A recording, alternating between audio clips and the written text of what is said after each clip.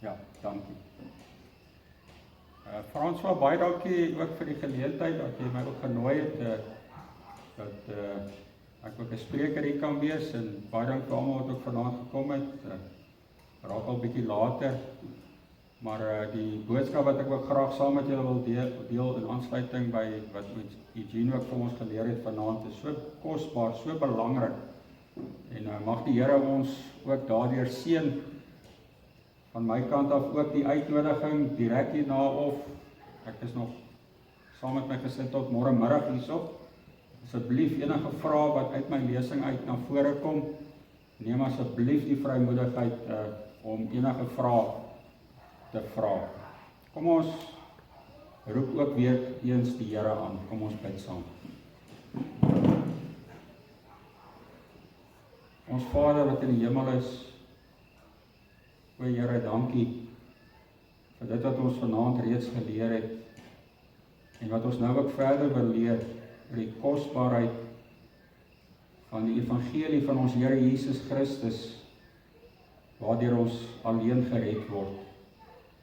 En Here, gee dat hierdie toerusting wat ons hier ontvang, vanuit die woord in ons gesprekke met mekaar, dat dit ons ook ryklik mag seën, Here, dat dit ons mag toerus om van hier af verder te gaan en hierdie goeie nuus in 'n verlore wêreld te deel. Dat ons opnuut sal besef wat hierdie kosbare skat is wat ons het, en dat ons nie mag stil bly nie. So seën ons, Here, in hierdie uur saam en dit wat ons leer, en dat ons U naam mag verheerlik en ook ons naaste daardeur tot lof van U naam mag dien. Dit bid ons in Christus se naam alleen. Amen. Nou, jy kan nou sien daar op die skerm, ek gaan so 'n paar skyfies vir jou ook wys, en kan jy saam met my volg, want dit is vir my baie belangrik, en dit wat ons vanaand nou verder hier gaan doen, dat ons werklik een van die slagspreuke van die reformatie, sola scriptura, dat ons as reformatore, ons wat gereformeerde gelowiges, ons wat protestante is, dat ons ook werklik met die skrif ook besig sal wees, en sal besin in die lig, soos Calvin gepraat het, die skrif is 'n bril, waardeur ons na die hele lewe kyk, en alles, en dan natuurlik ook na die geskiedenis, na ons eie tradisie, na dit wat ons glo. So, jy kan haar op die skerm volg, en natuurlik ook in die eie Bybels.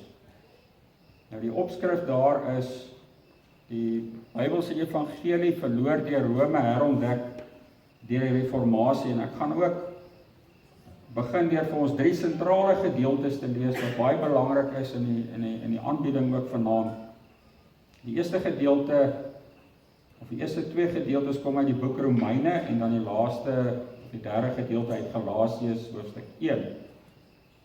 Die eerste gedeelte is reg in die begin, Romeine, hoofstuk 1 vanaf vers 7. Sy reg daarso. Paulus, 'n diensknegt van Jesus Christus, 'n geroepe apostel, afgesonder tot die evangelie van God, wat hy tevore beloof het deur sy profete in die heilige skrifte, aangaande die seun wat gebore is na die vlees uit die geslag van Dawid, en na die gees van heiligheid met krag verklaar is as die seun van God, deur die opstanding uit die dode, Jesus Christus onse Here, deur wie ons genade en apostelskap ontvang het om die geloofsgehoorsaamheid te verkry onder al die heidene ter wille van sy naam, onder wie julle ook is geroepenis van Jesus Christus, aan al die geliefdes van God, geroepe heiliges wat in Rome is, genade vir julle en vrede van God, onse Vader, en die Here Jesus Christus. En dan uit Romeine 4, al lees ons vers 1 tot 12. Wat sal ons dan sê, het Abraham ons vader na die vlees verkry? Want as Abraham uit die werke geregverdig is, het hy iets om op te roem, maar nie teenoor God nie. Want wat sê die skrif? Abraham het in God geglo, en dit is hom tot geregtigheid gereken. Maar aan hom wat werk, word die loon nie na guns toegereken nie, maar na verdienste. Aan hom egter wat nie werk nie, maar glo in hom wat die goddelose regverdig, word sy geloof tot geregtigheid gereken. Soos Dawid ook die mens salig spreek aan wie die geregtigheid toereken sonder werke. Welgeluksalig is hulle, wie se ongeregtigheid vergewe en wie se sonde bedek is. Welgeluksalig is die man aan wie die Here die sonde nie toereken nie.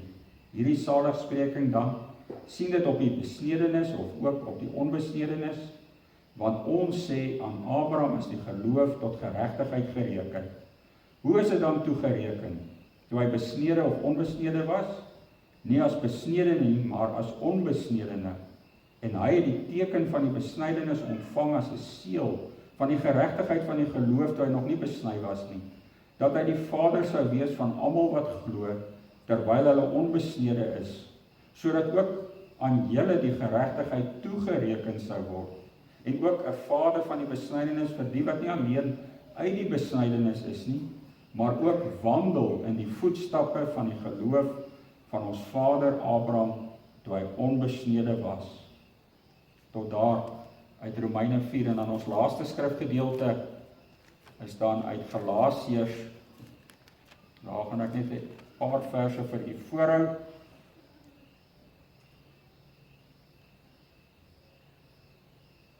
Daarvan af vers 6 af skryf Paulus deur die Gees: Ek verwonder my dat julle so gou afvallig word van hom wat julle deur die genade van Christus geroep het na 'n ander evangelie toe, terwyl daar geen ander is nie, behalwe dat daar sommige mense is wat julle in die war bring en die evangelie van Christus wil verdraai. Maar al sou ons of 'n engel uit die hemel julle evangelie verkondig in stryd met die wat ons julle verkondig het, laat hom 'n vervloeking wees. Soos ons wat tevore gesê het, sê ek nou ook weer, as iemand julle die evangelie verkondig in stryd met wat julle ontvang het, laat hom 'n vervloeking wees. Soek ek dan nou die guns van mense of van God, of probeer ek ons om mense te behaag? As ek nog mense behaag, dan sou ek nie 'n diensknegt van Christus wees nie. Maar ek maak julle bekend, broeders, dat die evangelie wat deur my verkondig is, nie na die mens is nie. Want ek het dit ook nie van die mens ontvang of geleer nie, maar deur 'n openbaring van Jesus Christus. Tot daardie skrifgedeeltes waarby ek gaan aansluit ook by die lesing vanaand. Die eerste saak, as ons die vraag vra van die Bybelse evangelie, wat dit is. Party sal dit nou snaaks klink, maar ons het mos die evangelie, ons het dit al vir honderde jare. En bloot die feit dat ons in protestantse of gereformeerde kerk is, dan het ons dit outomaties. Maar ek dink 'n mens moet versigtig wees. Dat die gevaar om die Bybelse evangelie te verloor, asof dit net 'n gevaar by Rome of nie protestante is.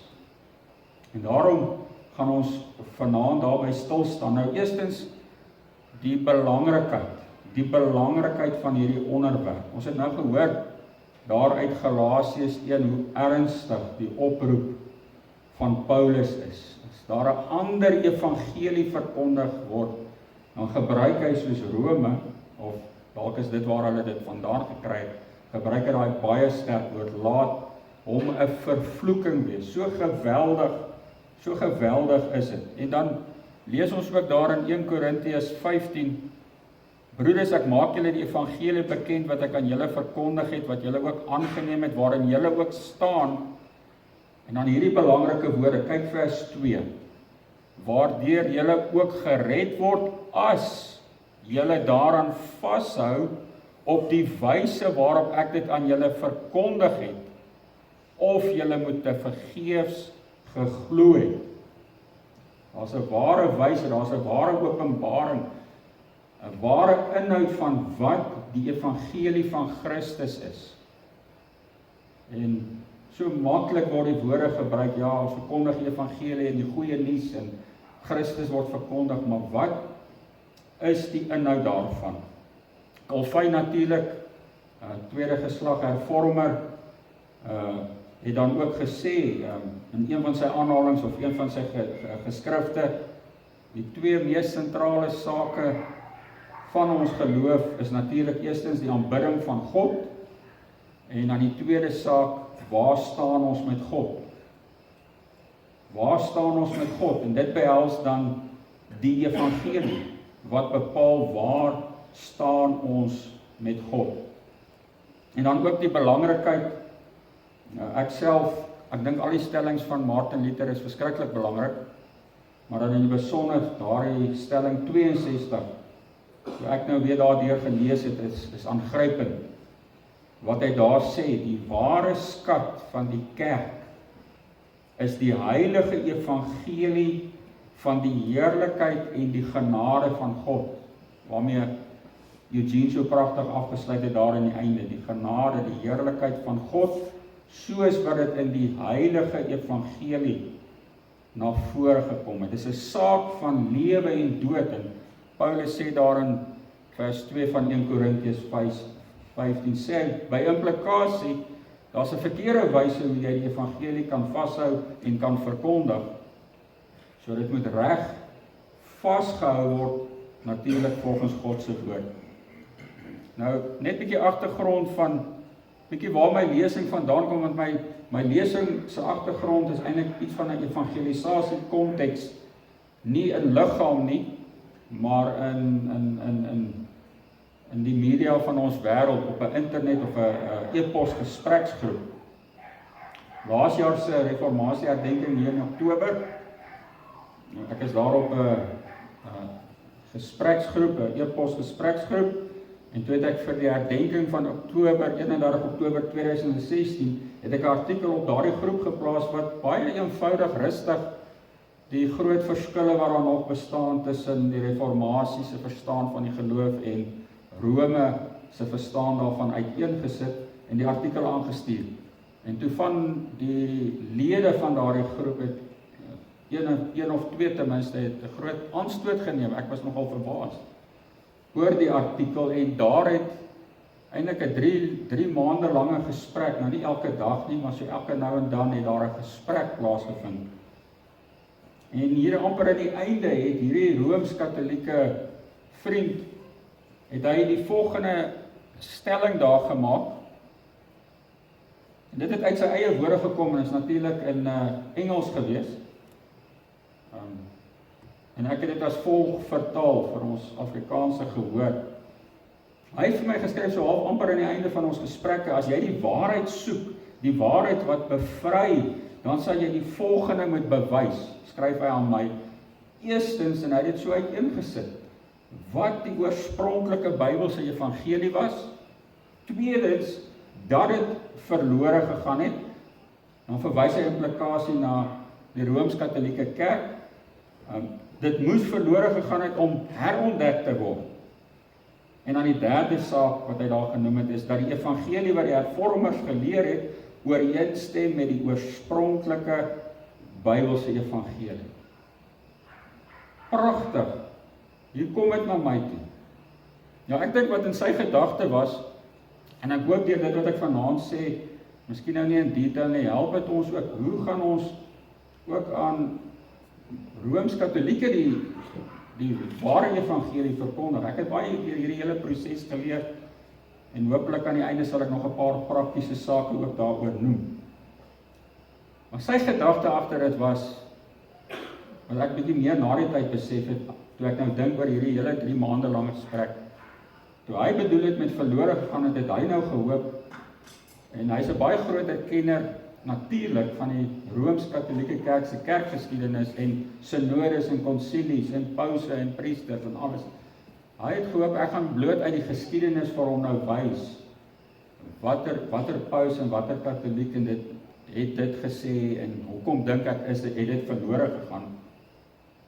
Waar ek amper hierdie metodiek wat hy vir my gegee het ek toe begin volg. En dit wat ek nou vanaand vir julle hopelik kortliks kan oordra, is hierdie 3 punte.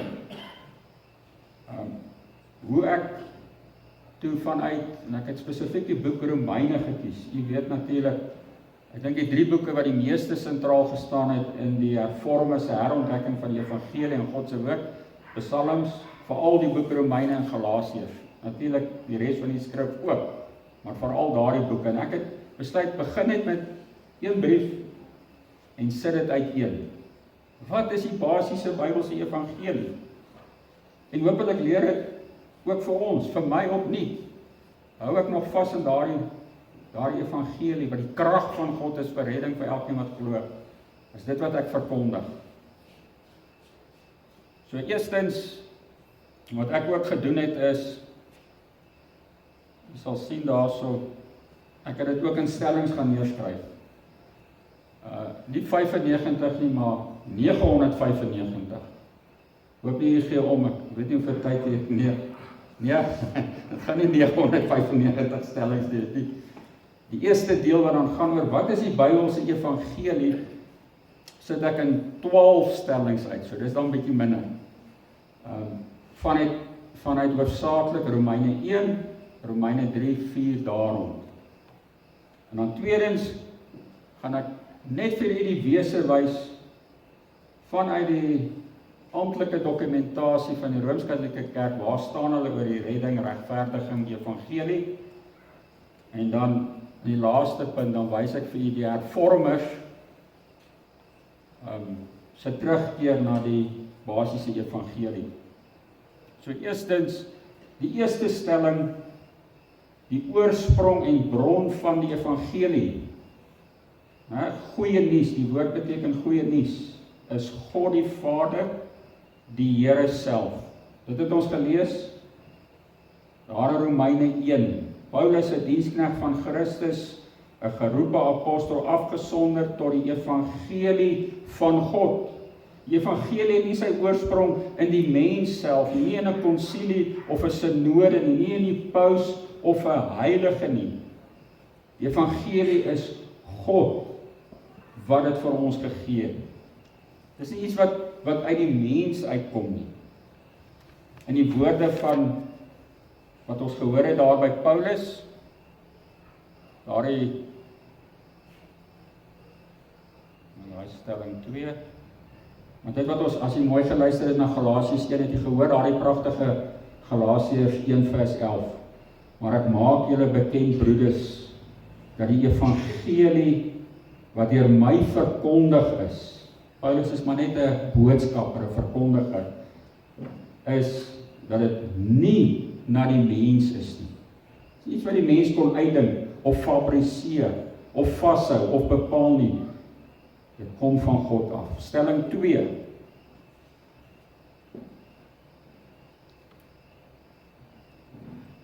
Die kennis van wat hierdie evangelie is, die geskrewe openbaring, die bron daarvan, hoe ons dit ken, word gevind in die Heilige Skrifte. Vers 2 van Romeine 1 het ons dit gehoor, wat hy voorheen deur sy profete in die Heilige Skrif beloof het. Vanselfsprekend wys dit daar op die Ou Testament, maar by implikasie dan ook op die Nuwe Testament, toe die kanon klaar gevorm is. En daar hoor ons gaan net nou dit weer hoor, reeds in die Ou Testament, hier soveel te meer. So die evangelie is, hoor mooi, goeie nuus, maar dit is nie nuwe nuus gewees. Goeie nuus, maar dit was nie nuwe nuus gewees nie. Reg na die sondeval, Genesis 3:15, die moederbelofte, hoor ons reeds hierdie goeie nuus. Stelling 3. Die inhoud van hierdie evangelie is God die Vader se seun, se persoon, Jesus Christus. Anders gestel, ons Here in alles wat hy is en al sy werke, oftewel ook dan sy weldade. Goeie nuus is Christus en alles wat hy is en gedoen het vir sy kinders. Romeine 1 vers 3 het ons dit gelees, aangaande sy seun, daar is die inhoud, Jesus Christus, ons Here. Stelling 4. Die krag, die bevestiging, die toepassing van daardie evangelie vind plaas deur die Gees van God. Vers 4 het ons dit gehoor en verklaar om die seun van God te wees met krag volgens die Gees van heiligheid. Die Gees wat daardie evangelie kragtig in die geskiedenis bewerkstellig het deur Christus, maar dan gaan ons later ook hoor toepas deur die geskiedenis. Stelling 5. Die doel van die evangelie, die redding van sondaars onder alle nasies tot eer van sy naam.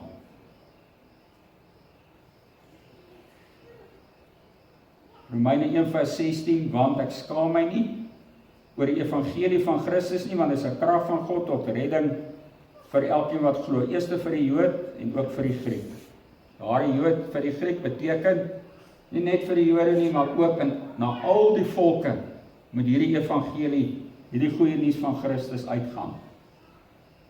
Nou is dit belangrik om wel te sien as jy die woord, en ek leer dit maar vir ons katekisante en kinders ook daar, as jy praat van goeie nuus, hoekom moet daar goeie nuus wees?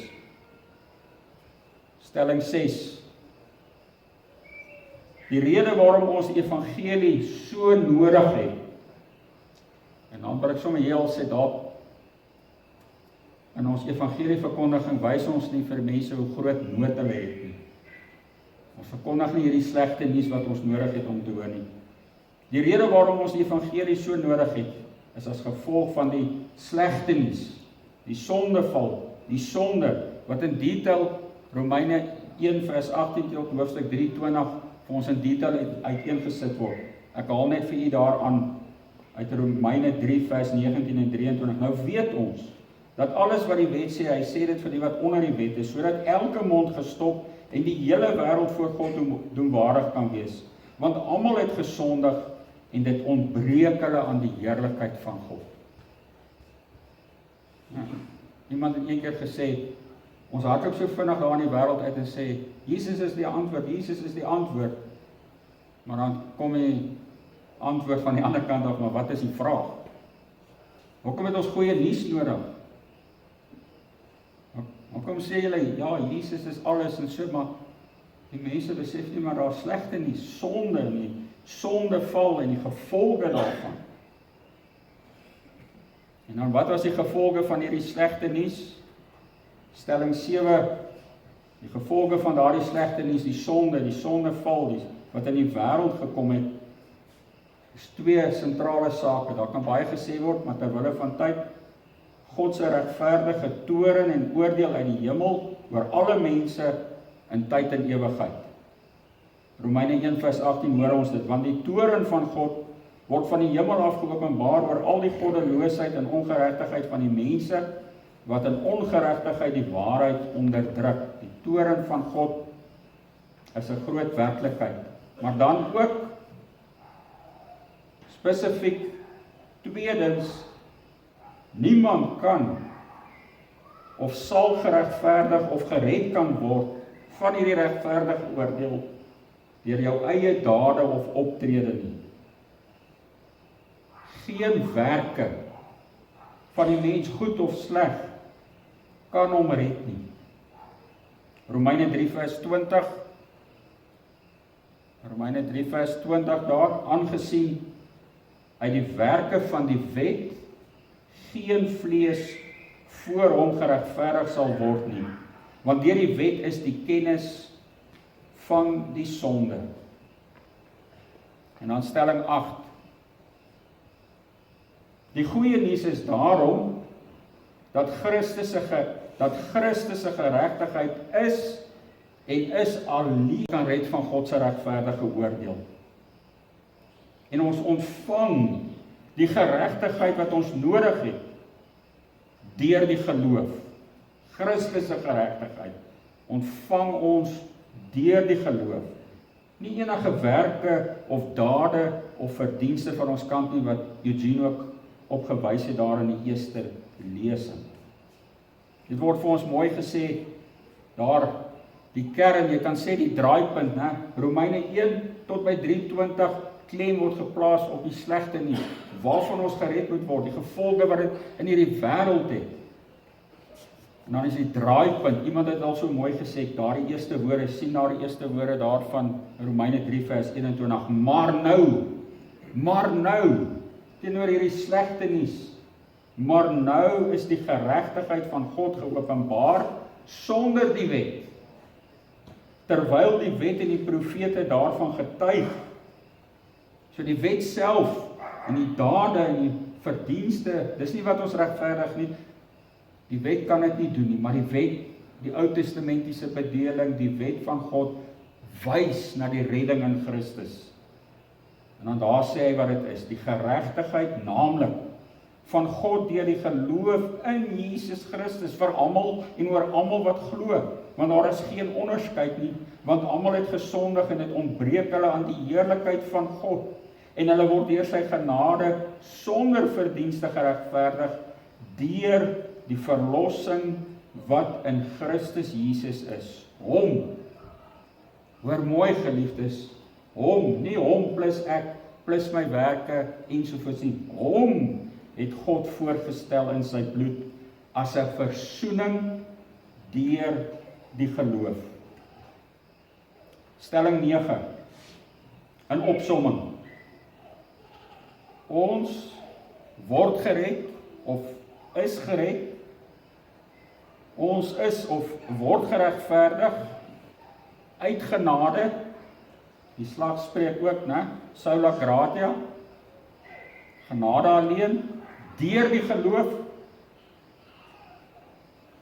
Sola fide, sonder die werke van die wet. Dit wil sê sonder enige werk wat die mens kan doen. Romeine 3 vers 28. Ons neem dus aan, nadat hy die slegte nuus uiteengesit het, Paulus gewys het daar in Romeine 3 vers 21 tot 27 wat die goeie nuus is, ons neem dus aan dat die mens geregverdig word deur die geloof sonder die werke van die wet. Stelling 10, baie belangrik, dit het ons aan die begin gehoor by Romeine 1 vers 2 en 3, die Ou Testament getuig reeds van redding deur die geloof, alleen sonder enige werke. En Romeine 4 vers 1 tot 12, nie tyd om dan al daardie detail in te gaan, ek gaan net 'n paar sake uitwys, maar daar wys Paulus dit vir ons deur na 2 voorbeelde in die Ou Testament te gaan, om te wys, hulle is gered, presies soos wat ons gered is. Die bediening, die vorm het verander, maar die inhoud van daardie redding was genade alleen, deur die geloof alleen, sonder enige werke. Abraham is die eerste voorbeeld wat hy daar noem.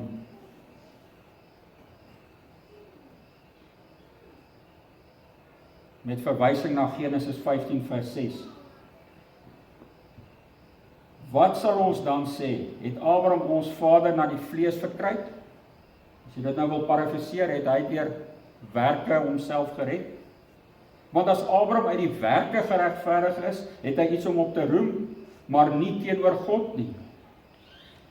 En nou, geliefdes, ek onthou ek het een keer net oor hierdie gedeelte gepreek, om te wys op sola scriptura. Wat is die groot vraag, of dan die sentrale vraag, tussen Rome en die Reformatie? Word jy gered deur geloof alleen of geloof en werke wat saamwerk? Vers 1 en 2 stel Paulus hierdie vraag. Van vandag se tyd is dit wie's reg, Rome of die Reformatie? Kyk hoe begin vers 3. Wat gee die antwoord? Daar sê, sola scriptura, want wat sê die skrif? Wat sê die skrif? Nie die skrif en tradisies nie. Wat sê die skrif? Abraham het in God geglo en dit is hom tot geregtigheid gereken. Maar aan hom wat werk, wat duidelik wys dat geloof is nie werk nie. Dis 'n moderne dwaling wat nou weer half teruggekeer het. Ons het werke baie keer in die 400 jaar wat na die reformatie gevolg het, het ons werke afgekeer, is geloof alleen, maar so geleidelik het daar ook maar vervalling gekom, waar die geloof nou 'n werk begin word, het gesê, nee, die geloof word nou daardie een werk wat jy moet doen. God het alles gedoen, maar nou hang dit net van jou geloof af. En ons gaan dit ook net nou 'n bietjie meer na luister. Maar aan hom wat werk, word die loon nie na guns toegereken nie, maar na verdienste. So hy sê, Abraham is deur die geloof reeds in die Ou Testament geregverdig. En dan verwys hy na Dawid, Psalm 32 vers 1 en 2, aan hom egter wat nie werk nie, maar glo in hom wat die goddelose regverdig, word sy geloof tot geregtigheid gereken, soos Dawid ook aan die mens sê. Ons salig spreek, soos Dawid ook die mens salig spreek aan wie God geregtigheid toereken sonder werke. Daar is daardie woord wat ons net ook gehoor het, toereken. Dis 'n juridiese uitspraak. Dis nie iets wat jou ingegiet word deur 'n proses wat plaasvind, soos Rome dink oor die regverdiging nie. Dit word jou toegereken, dit word op jou rekening geplaas, en het jy gehoor op wie se rekening word dit geplaas? Op die goddelose. So dis 'n regsuitspraak. Nie een of ander mistiese proses, dat jy eers in jou wandel, in jou dade regverdig genoeg raak, en dan sê God, nou is jy my kind nie. Nee, die regverdiging, en ek gaan nou so 'n bietjie vooruit, en ek sal dit net nou noem, is juist die bron waaruit dan die groei in heiligmaking en vrugdra dan groei. En dan sê hy daar in vers 7 en 8, welgeluksalig is hulle wie se ongeregtighede vergewe en wie se sondes bedek is. Welgeluksalig is die man aan wie die Here die sonde nie toereken nie, nie teen jou hou nie, nie dit op jou rekening plaas nie. Wat reken hy toe? Hy reken juis Christus se rekening, Christus se volmaakte werk, Christus se geregtigheid word op jou rekening geplaas. Stelling 11. Toepassing deur Paulus, daar in vers 9 tot 12. Ek gaan dit nie vir ons alles lees nie. Kyk in die besonder daarna vers 11. Die saak wat Paulus daar uitwys, is dat hy regverdig gereken is, dat hy die geregtigheid van God ontvang het, wanneer? Nog voordat hy besny was. Onthou nou wat sê Rome. Rome sê nee, die regverdiging begin by ons, begin met sy genade, maar deur 'n proses, en die deel aan die sakramente ensovoorts, moet jy nou ook van jou kant af, moet jy ook deelneem aan hierdie proses, en jou werke, saam met die genade van wat Christus gedoen het, word dan as regverdig voor God beskou. En is niks niets nie, geliefdes, dis nie 'n nuwe dwaling nie, reeds hier in Jesus se tyd, Paulus se tyd.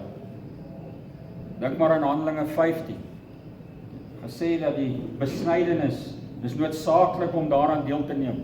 Kyk hierdie sterkpunt wat Paulus hier uitwys. Abraham is geregverdig voordat hy die teken van die regverdiging ontvang het. En dan stelling 12. Belangrik dat hy nou sê het die hervormers, het hulle ooit iets gesê, dat werke nie belangrik is nie? Nee, ons regverdiging deur genade, deur geloof in Christus se geregtigheid, produseer dan goeie werke, waarin ons in dankbaarheid, nie verdienste by God nie, maar in dankbaarheid leef deur geloof in die krag van die Gees. Daardie Romeine 1 vers 17. Ek het ook al baie geworstel met daai woorde van die regverdige sal uit die geloof lewe. Dit wys dat die geloof in Christus, hy is my geregtigheid.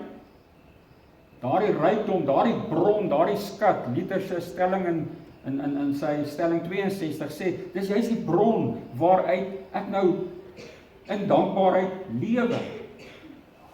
Deur die geloof gered, en deur die geloof lewe ek nou, en dra ek vrug. Dit wat hy dan sê daar aan die einde van Romeine 4 vers 12, wat ook wandel in die voetstappe van die geloof, van ons vader Abraham toe hy onbesnede was, wat wandel daarin, uit genade gered, en as vrug daarvan wandel hy dan in werke tot eer van God. Daarin Efesiërs 2 vers 8 tot 10, want uit genade is julle gered deur die geloof, dis nie uit julle self nie, dis die gawe van God, nie uit werke nie, sodat niemand mag roem nie. Maar kyk wat volg in vers 10, want ons is sy maaksel geskape in Christus Jesus tot goeie werke, wat God voorberei het, sodat ons daarin kan wandel. Vrug van die regverdiging is werke in dankbaarheid vir die Here. Opsommend gestel, wat hierdie eerste deel betref, slegte nuus, almal het gesondig en sal verlore gaan onder God se oordeel. Die evangelie is Christus en sy geregtigheid en wat hy kom doen het, geliefdes.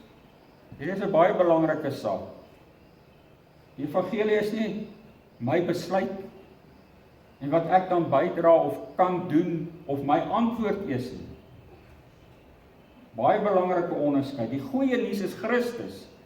En dan is die vrug daarvan, ja, 'n lewe van heiligmaking, 'n lewe wat nie anderster kan as om God te loof en te prys, 'n lewe van bekering, hoe langer hoe meer. Maar die evangelie, die goeie nuus, is wat Christus bewerkstellig het, en dan die weldade wat in die gelowiges, die uitverkorenes se lewe toegepas sal word. Nou, as ons kom by die tweede deel, ons sal sien ek het baie meer gefokus op daai eerste gedeelte, want ek dink die benadering moet andersom wees. Die bekende voorbeeld van die ouens wat hulle oplei om valse note uit te ken. Hy sal sê alle note is vals, maar die note wat nou, die regte note wat nou gedruk word, wat doen hulle? Hulle leer nie vir die ouens wat daai onderskeid betref die 400.700 verskillende valse note wat daar in die wêreld is nie.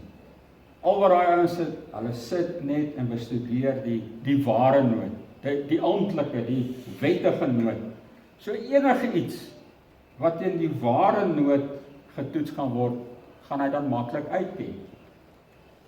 So ek dink vir gelowiges, vir die kerk van die Here, is ons moet, kyk, Paulus skryf baie daaroor, ons moet die tydsgees ken, en hy ken die werke van Satan, ons moet lewens en wêreld beskou, ons moet weet hoe dink ander gelowige, ons moet ook weet hoe dink Rome, dis goed, moet nie my verkeerd verstaan nie, is nie 'n of kwessie nie, maar die grootste fokus vir gelowiges moet wees om die Bybel, die waarheid te ken.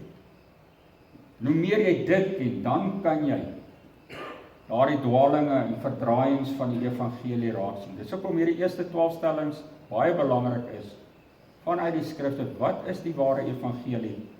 En dan in die lig daarvan, kan 'n mens dan kyk na wat sê Rome, en ek gaan net, omdat dit vir my veral gaan oor die evangelie, die regverdiging, hoe ons gered word, haal ek vir julle net 'n paar voorbeelde aan, uit wat Rome sê, wat die Rooms-Katolieke se amptelike belydenis is, né? Jy sal dit agterkom, gereformeerdes, wat hulle glo, en baie keer wat die belydenis sê, is baie keer verskil wêreldwyd. En ek moet sê, in my gesprek met hierdie Rooms-Katolieke vriend, het ek baie keer ook daai aanvoeling gekry. Ons moet nie dink, hulle is ook altyd net eensstemmig en stem oor alles saam nie. Baie keer is daar 'n verskil. Maar uit hulle onthou die konsilie van Trent wat plaasgevind het nou in 1545, 1563, die nie amptelike datum van die reformatie is 1517, ons weet, dit het lang voor die tyd al, en deur die eeue was dit eintlik daar.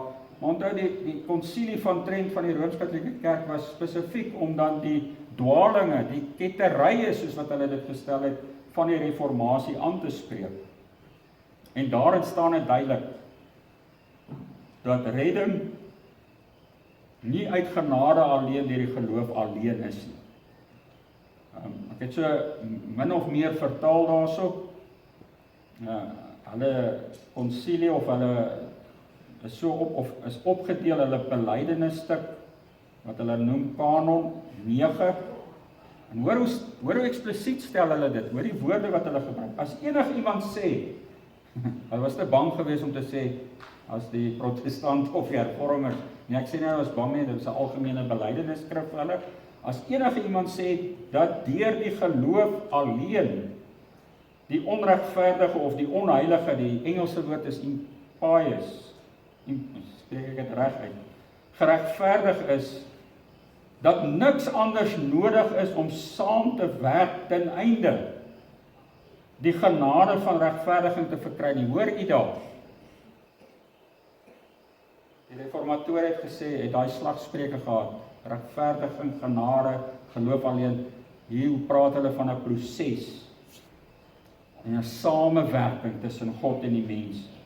En dat dit nie nodig is op enige wyse dat hy voorberei en beskik word deur die beweging van sy eie wil nie, laat hom 'n vervloeking wees. Positief gestel, hulle sê, as jy glo in geloof alleen, dat jy geregverdig word, vervloek is jy. Daar's 'n samewerking. En dan kanon 24 sê hulle, as enige iemand sê dat die geregtigheid wat ontvang is, nie bewaar en ook toeneem deur goeie werke voor God nie, maar dat die genoemde werke bloot die vrugte en tekens van regverdiging is. Dis wat die gereformeerdes, die reformatore gesê het. Ons sê nie werke is onbelangrik en ons, nee, dit is vir ons belangrik. Dis 'n noodsaaklike vrug en gevolg van die regverdiging. Rome sê nee, daai regverdiging is, ja, dis God se genade wat jy dit ontvang, maar nou is daar 'n proses waarin jy via die priesters, via die sakramente, daai regverdiging, jy moet nog meer regverdig word en genoeg regverdig word eintlik om eendag gered te word. En net dit moet 'n mens laat dink, angstig maak. Hoekom? Want hoe kan jy ooit sê dat jy genoeg geregverdig is? Wie van ons kan sê ek hou volkome die gebooie van God? En dan skryf hy verder, maar dat die werke bloot die vrugte en tekens van regverdiging is, maar nie 'n oorsaak van die toename vermeerdering daarvan, of verwys hulle na die regverdiging is nie, laat hom 'n vervloeking wees. Regverdiging, soos wat die reformatore dit gesien het, was 'n herontdekking dat op grond van Christus se werk alleen, elkeen wat daarin glo, word regverdig verklaar. Dis nie jy word ingenooi in 'n proses wat hoe langer hoe meer moet plaasvind en afhangende van wat deur jou hele lewe gebeur, dan uiteindelik hopelik het jy genoeg deelgeneem en dan uiteindelik aan die einde gaan jy nou sê, ja, die regverdiging wat begin is, uiteindelik aan die einde het jy genoegsaam deelgeneem en dan kom die finale regverdiging nie.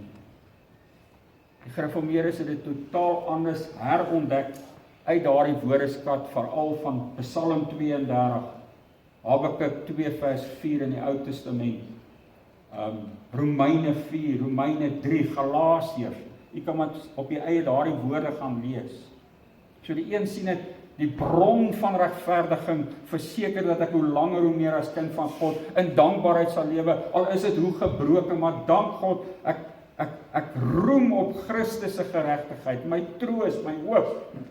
Terwyl die ander siening is, ja, God het in genade die regverdiging in my begin, maar nou moet dit volëindig word deur my werke. En daarom het een hedendaagse hervormer geskryf, hy sê die grootste, of kom ons sê die dwaling wat die Rome die meeste gehaat het, eintlik van die gereformeerdes, was die die lering van sekerheid, dat ek, in die Engels assurance, dat ek kan sekerheid hê van my geloof.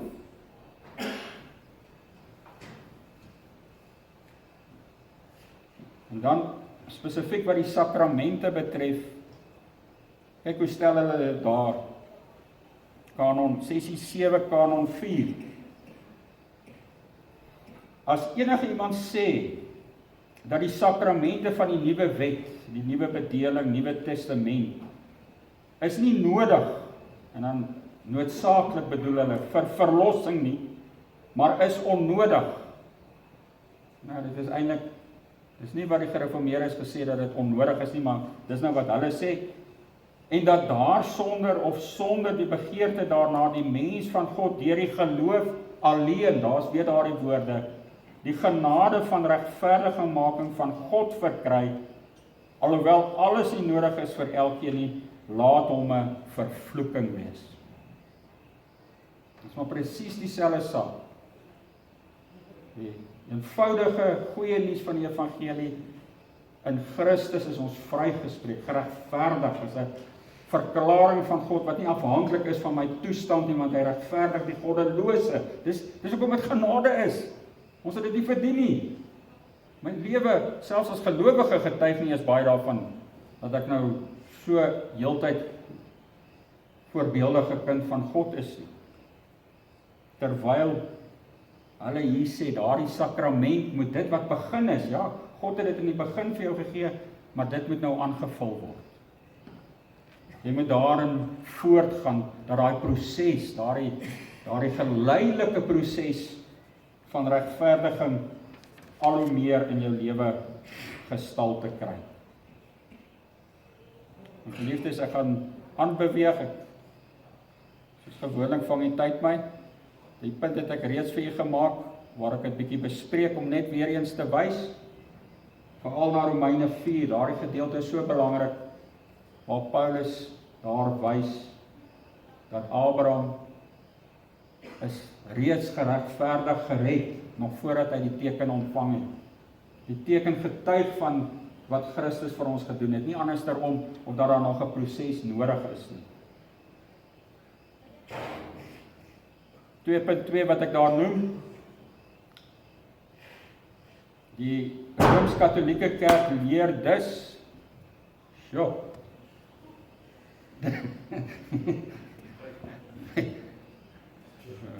Kentucky Fried Chicken wat uit die dakkie so geval het.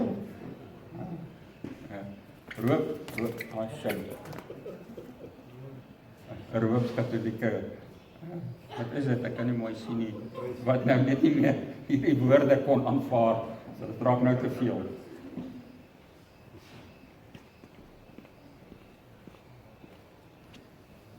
Is 'n hoedertjie. Ja, sy aan die slaap geraak. Skus hoor, harder praat.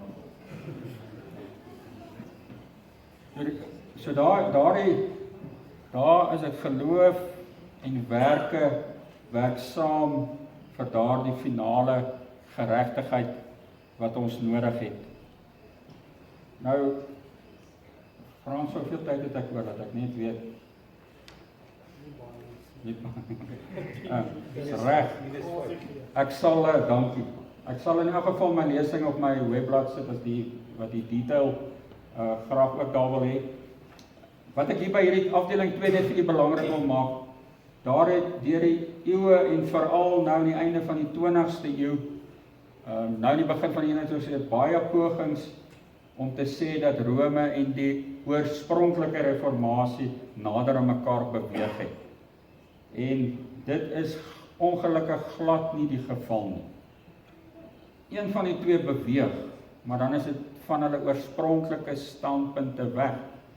En een skrywer wat ek, of spreker, wat self in Rome bly, wat 'n Italiaan is, wat sy doktersgraad gedoen het oor die Vatikaan konsilies van die 20ste eeu, wat hierdie goed histories bestudeer het. Hy het 'n skitterende lesing, ek het dit vir Frans gegee, iemand kan dit dalk deur die week ook daarna kyk. Die man se naam is Leonardo de Chirico. Leonardo da Chirico, hy mooi Italiaanse van. En toe ek het lees, toe dink ek, miskien op 'n ligte noot vir die om 'n bietjie wakker te maak. Toe dog ek, daar was eers Leonardo da Vinci. Hy was ons 'n Romeinse Leonardo. En toe later in 2021 is daar Leonardo DiCaprio, die Hollywood Leonardo. So nou het ons 'n gereformeerde, hy's 'n baptist, maar is ook protestants, Leonardo da Cicero. En ek kan werklik, jy sal op my webblad sy bronne kry om te weet hoe dink die ouens en waar het hulle verander. Gaan bestudeer maar net sy goed. So ek gaan dit net vir julle aanbeveel. Hy noem 2 sake en dit is, hy sê die gesindheid en die metodiek waarmee die Rooms-Katolieke werk het totaal verander. Dis nie meer vervolging, gooi ons daar en trek ons met kettinge uitmekaar en vervloek ons en al daardie goed nie. Hulle hele metodiek het verander van akkommodering. Dis hoekom hulle voor is met hierdie ekumeniese pogings. Dis hoekom hulle toegeeflik is teenoor Islam selfs en ander godsdienste. So hulle benadering het definitief verander. Maar wat hy duidelik sê, hy sê, gaan kyk of hulle leerstukke verander het.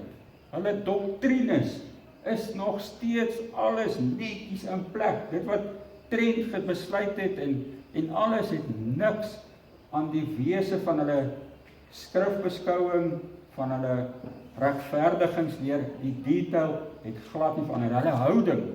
En dis waarvoor soveel protestante val. Hulle dink omdat, jy weet, ons nie meer op die brandstafel sterf en al daai goed, dat Rome het nou toegeeflik geraak en vriendelik en alles. En kom ons dank die Here ten minste daarvoor.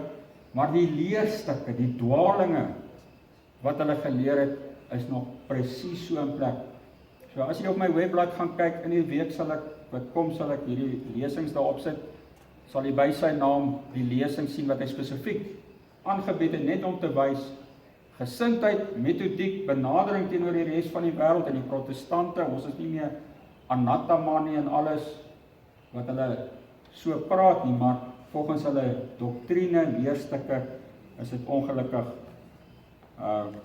basies dieselfde. Ek gaan aanbeweeg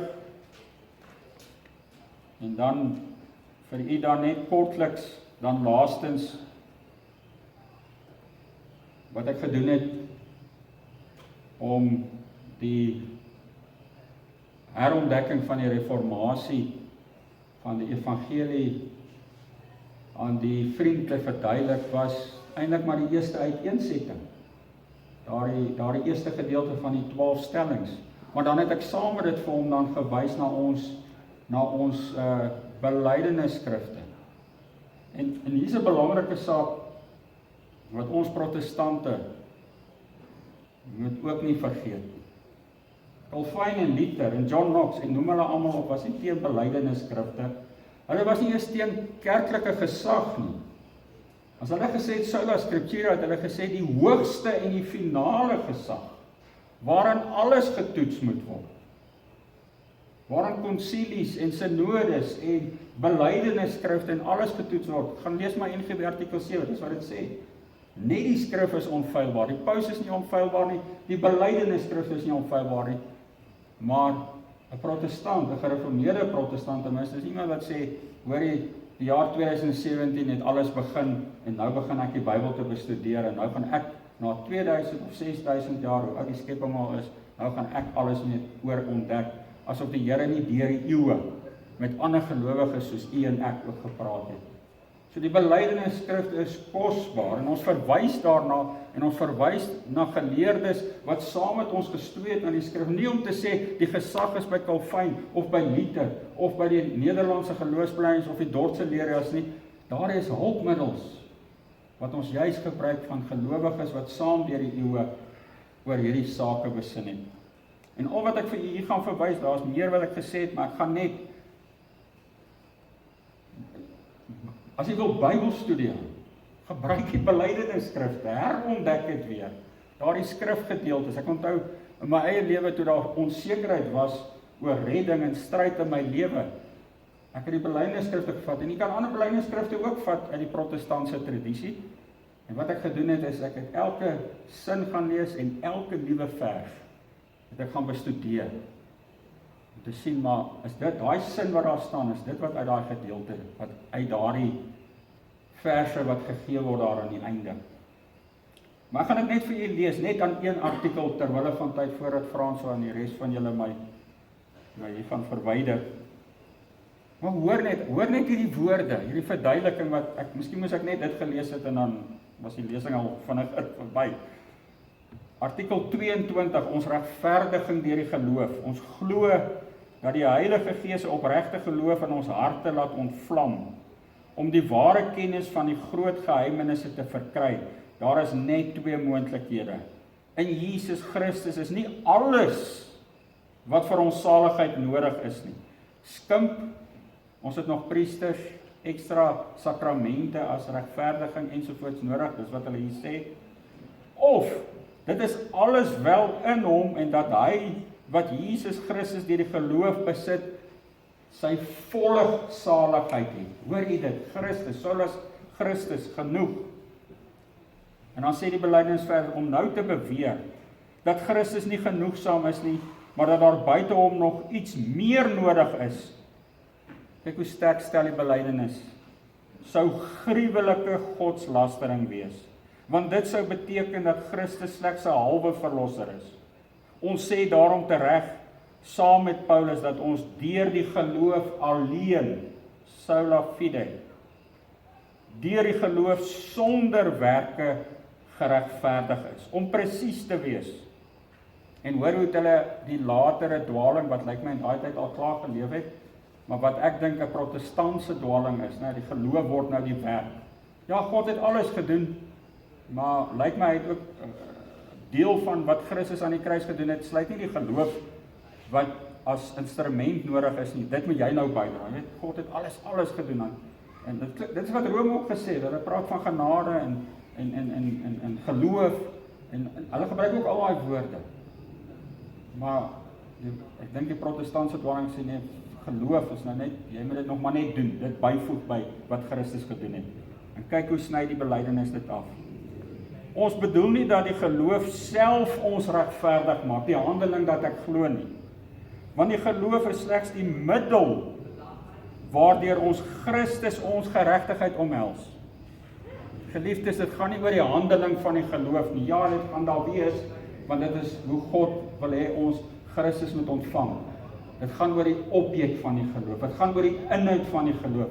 Christus ons geregtigheid.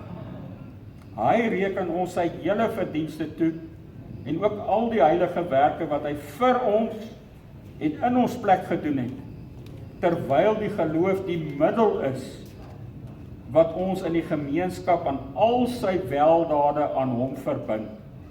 En as die weldade ons eiendom geword het, is hulle meer as genoeg om die vryspraak vir sondes te verkry.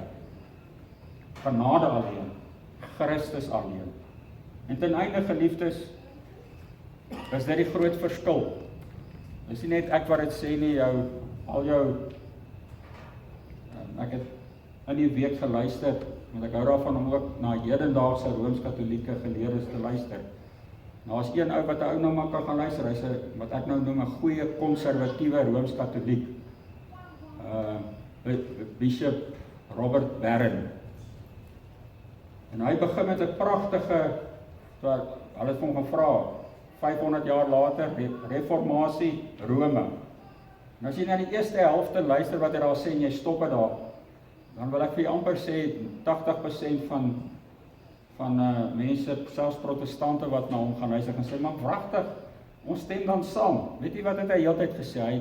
Hy kon nie genoeg dankie sê vir liefde dat hy genade weer ontdek het.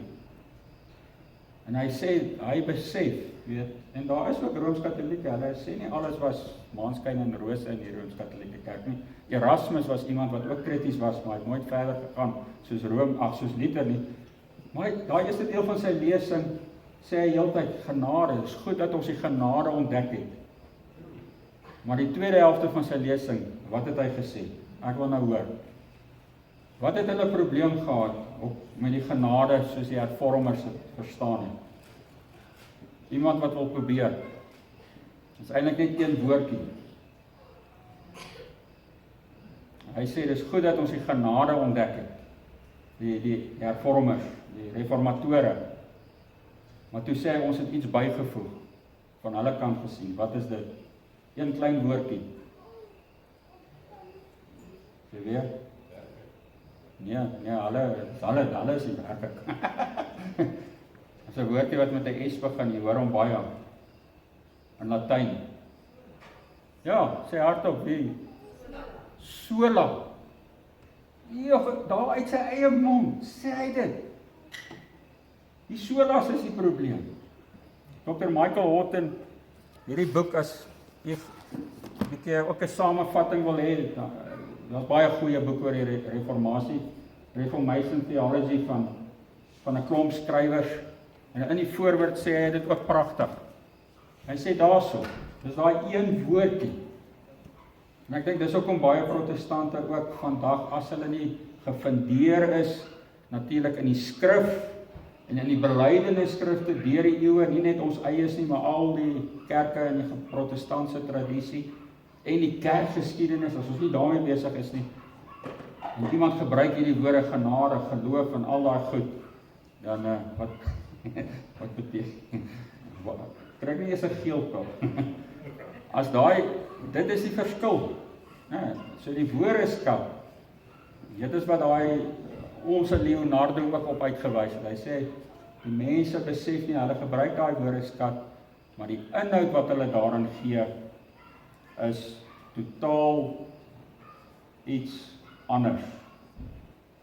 En daarom, aan die einde, ek wou nog met u gesels het, maar ek sal dit dan nou maar op my webblad sit, oor daardie hele debat, juist oor daai woordjie sola, die mense wat bewus is daarvan, Martin Luther het Romeine 3, ek dink dit was vers 28, het hy vertaal, geloof alleen, terwyl die woordjie alleen nie daar in die grondteks staan nie, maar hy sê die saak is daar, en hy moes dit beklemtoon, en dit staan by implikasie daar. Ek wou nog 'n bietjie met u daar gepraat het, maar dit is werklik waar dit gaan. Die stryd tussen die reformatie en die Rome is oor daardie sola. En die hervormers moes daai woordjie gebruik. Dink maar aan wat was die eerste groot dwaling in die eerste eeue? Die drie-eenheid van God. Gaan ons nou nie die woord drie-eenheid gebruik nie? Nee, hulle moes daai woord gebruik om dit te onderskei van die dwaling. Staan nie eksplisiet daar in die skrif nie, maar die saak is vol daarvan. En die woord die sola alleen. Uit genade alleen gered, deur die geloof alleen in Christus se werk, volgens die skrif alleen, tot die eer van God alleen. En ouers, vriende, daardie rykdom, herontdek het eerstens in die skrif, herontdek het in ons belydenisskrifte, herontdek het in ons kerkgeskiedenis, en mag die Here ons dan ook daarmee help. Ek sluit af, dan weer eens, met daardie laaste woorde, waarmee ons begin het, hier aangaan. Daar is net die solas,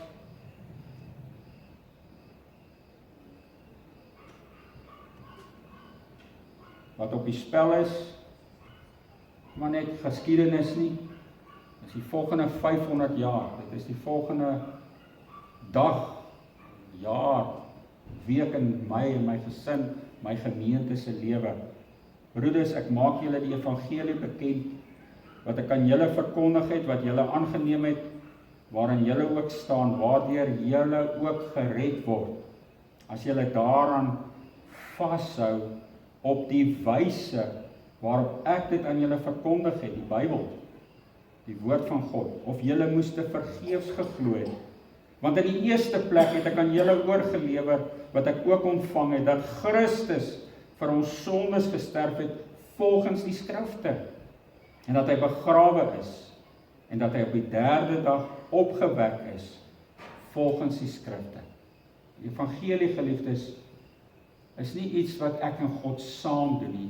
Dis iets wat God in sy genade vir en aan my doen. En as dit dan my lewe aangryp, dan kan ek nie anders nie. Dan wil ek nie anders as om te lewe, te bekeer, te glo, te ywer in God se koninkryk. mag ook in ons tye, in ons kerke, in ons land, in ons volke, hierdie Bybelse evangelie herontdek word. Amen. Net 'n Frans laaste opmerking as jy met my geduldig is. Ek wil net 'n opmerking met jou op 'n ander noot maak oor die aflate wat Eugene ook mooi uitgelig het. Dit is heeltemal waar, al die probleme wat hy uitgewys het oor die aflaatbriewe. Maar ek wil nou vanaand vir die vertel van 'n goeie aflaatboeke. Ek wil net by hier adverteer. Hier is boeke beskikbaar. Nou, daardie mooi woorde van die aflaatbriewe wat so verskriklik was, nou gooi 'n stukkie daarin en woeps. So nou het ek maar 'n gereformeerde aflaatboek uitgedink. Weet, dalk die doppers sal dit nou verstaan. Vir elke boek wat jy koop is dit R300 minder wat jy vir ramings hoef te betaal. Hoe klink daardie ene? Nee, dis net op 'n ligte noot. Ek tot môre middag hierso. Hier's boeke, daar's 'n boekelys wat daar in die middel lê. As jy wil weet wat die pryse is en gesels, jy weet, hy sal dit vir jou dalk self nog goedkoper gee. Kyk maar gerus daar deur enige vrae van u kant af. U is baie welkom om ook van die boeke gebruik te maak. En dan wil ek ook dan net laastens sê, as die gehoor nou nie omgee nie, wil ek hier vir my vriend Frans wat dankie sê vir die geleentheid en ek wil vir hom sê baie geluk. Vir die wat dalk nie weet nie, Frans wat verjaar vandag. Frans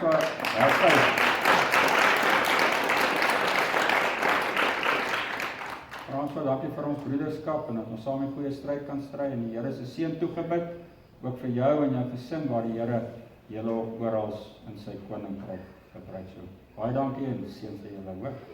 Dankie.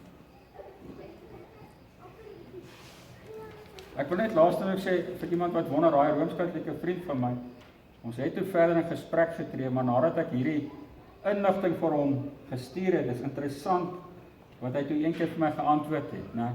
Hy het vir my gesê, ek het gedog dit is nie meer so nie, en ek wil ook nie sê dat dit wat hy gesê het noodwendig by alle Rooms-Katoliekes nie. Hy het vir my gesê, hy kan nie oor al daai skrifgedeeltes wat ek so vir hom, ek het dit alles in goeie Brits vir hom aangestuur. Dit het my 'n bietjie gehelp dink ook in Engels.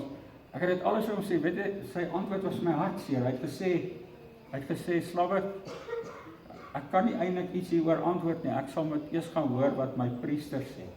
En toe sê ek vir hom, doen dit gerus. Gaan vra vir hom wat beteken hierdie gedeeltes. En hy tot vandag toe, ons gaan nog later in die toekoms, wil ek en hy gaan gesels, wat interessant is, hoe meer ek met die skrif kom, en ek wil weer eens sê, dalk is dit by ander Katolieke anders, hoe meer ek met die skrif kom, hoe meer het hy verwys na die kerkgeskiedenis en na tradisies, en daardie uitsprake. En weer eens, ons sê nie, ons wil nie luister wat sê ander mense nie. Vir ons is die klem, toets dit alles aan God se woord. So dit is net vir interessantheid. Dankie vir die geduld. Goed, ons het nou gekom wat ek dink ons 'n bietjie 'n breekie moet vat. En dan gaan ons ons vat so 10 minute breek. Dis wat lus het vir koffie. Daar is koffie wat jy kan kry by Mariet. Ek dink daar is dalk ook nog 'n worsbroodjie of 2 wat daar verdwaal is. So jy kan daar ook 'n draai maak.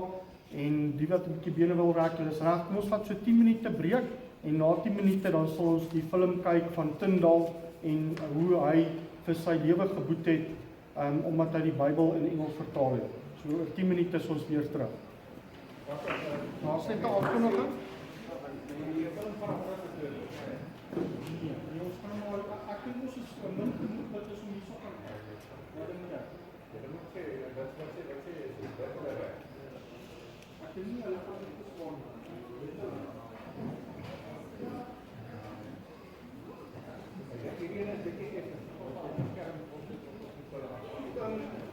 Wat wil julle doen? Kan ek anders sien? Wie wil op die grootskerm daaronder kyk? Ja. Okay, kom kyk ons daaronder. Ons gaan maar op 10 minute gaan doen.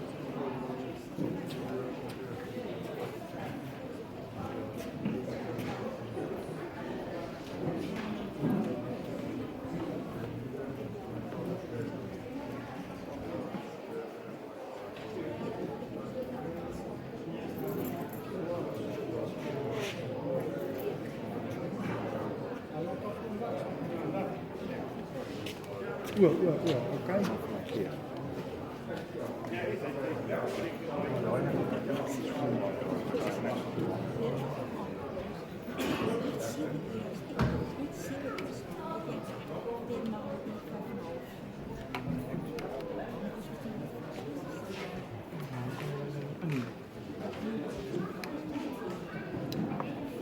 Mooi sien.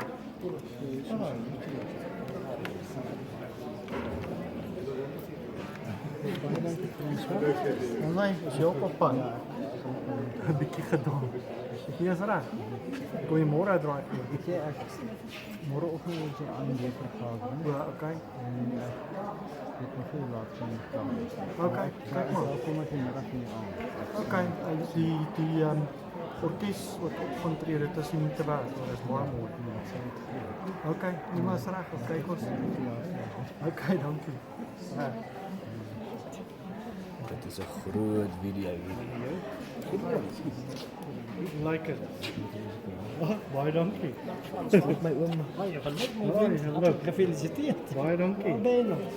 9 en 29. Nee, dat is.